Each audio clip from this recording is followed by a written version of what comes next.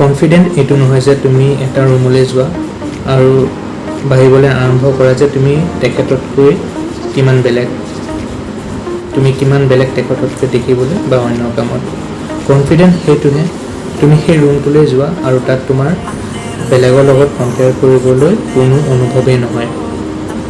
সঁচা হ'ব পাৰে তুমি তেওঁৰ নিচিনা দেখিবলৈ নহয়, ইয়াৰ অৰ্থ এইটো নহয় যে তুমি দেখিবলৈ ধুনীয়া নহয়। প্ৰতিটো ফুলেই দেখিবলৈ ধুনীয়া, মাৰ যোৱা সূৰ্যও দেখিবলৈ ধুনীয়া। ইয়াৰ অৰ্থ এইটো নহয় যে সূৰ্যৰ ধুনীয়া আৰু ফুলৰ ধুনীয়াটো বেয়া, দুটাৰ কোনো কম্পেৰিজন নাই। সঁচা কথা এইটোৱে যে আনৰ সফলতাই তোমাৰ সফলতা নকমায়, আনৰ সৌন্দৰ্যতাই তোমাৰ সৌন্দৰ্যতা নকমায়, আনৰ সুখেৰে তোমাৰ সুখ নকমায়। সঁচা কথা এইটোৱে যে নিজক আনৰ সৈতে তুলনা কৰা বন্ধ কৰা, কম্পেয়াৰ নকৰিবা কেতিয়াও। নিজৰ জীৱন উপভোগ কৰা, নিজৰ সপোনৰ পিছত দৌৰা। সকলোৰে জীৱন বেলেগ, ইয়াৰ অৰ্থ এইটো নহয় যে প্ৰতিজনৰে জীৱন এজনতকৈ এজনৰ জীৱন বেছি গুৰুত্বপূৰ্ণ।